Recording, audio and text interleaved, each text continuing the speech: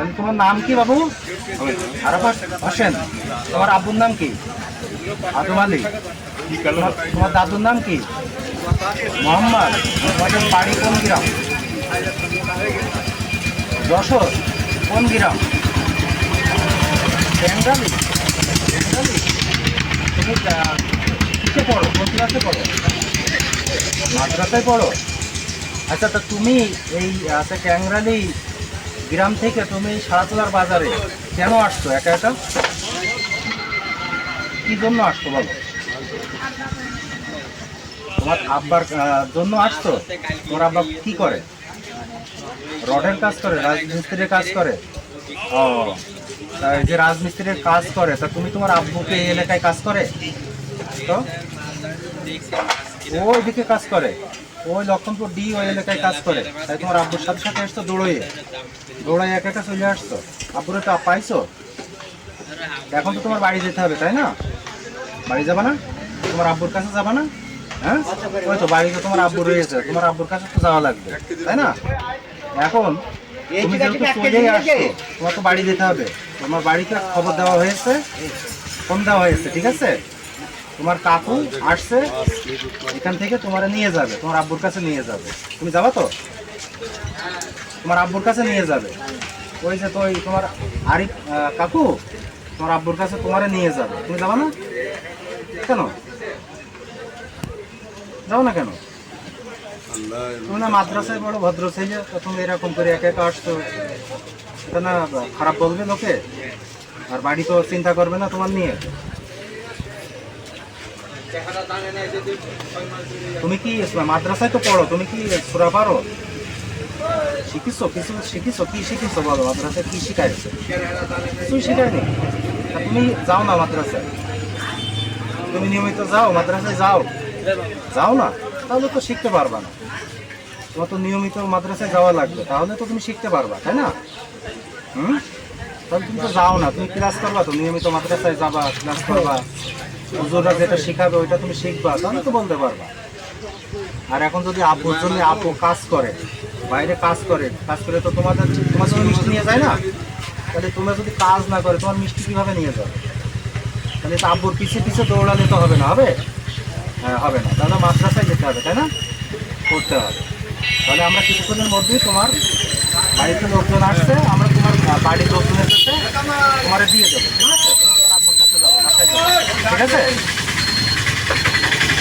সুপ্রিয় বিভাগ, এই যে ছোট বাচ্চা, 4 থেকে 5 বছর বয়স হবে ওর, গ্রাম ট্যাংরালি, এটা ডিভি ইউনিয়ন। ও মাদ্রাসাতে পড়ে। তো বাবাকে অত্যন্ত ভালোবাসে। বাবার ভালোবাসার প্রতি সকালবেলা, যেহেতু ওর বাবা রাজমিস্ত্রির কাজ করে, বাবার নাম আদম আলী, তো বাবার টানে ওর সকালে বাসা থেকে ওর বাবা যখন বেরিয়ে যায় সাইকেলে, তখন ও কিছু কিছু দৌড় দেয় ওর বাবাকে আছে খোঁজার জন্য। তো বাবা তো আসলে জানে না যে তার এই সন্তানটি তার পিছে পিছেই আসছে। তো তার বাবা, ওই ছেলেটার বাবা কাজে চলে যায়।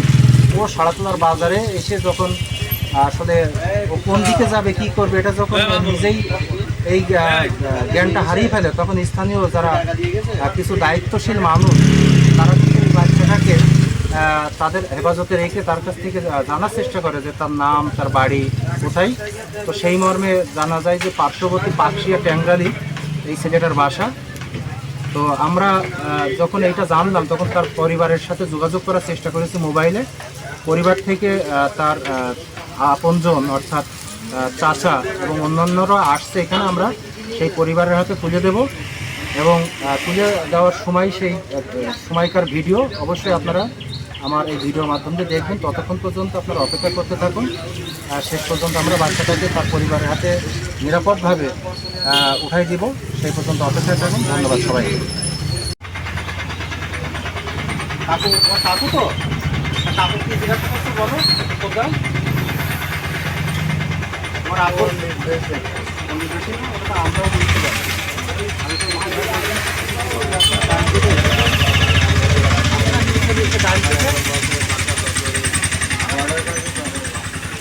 আচ্ছা, তাহলে তুমি তোমার কাকুর সাথে চলে যাও, বাসায় তোমার আব্বুর সাথে চলে যাও। তোমার আব্বু তো বাসায় আছে, তুমি তো দৌড়াইছো গামছা নিয়ে। আচ্ছা তাহলে ওর কাপড়টা করে দাও।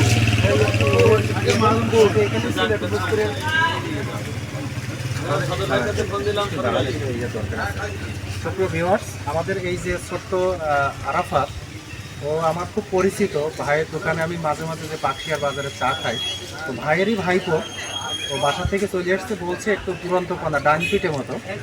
তো আমরা এখন তাকে হেফাজতে রাখছিলাম, সেই হেফাজত থেকে তার কাকুর কাছে আমরা এখন তুলে দিচ্ছি, আমরা উঠাই দিচ্ছি, নিয়ে যান। আমার দোকান আছে, আমি তো দেখিনি। ও তো বলি সাল বেশি সবাই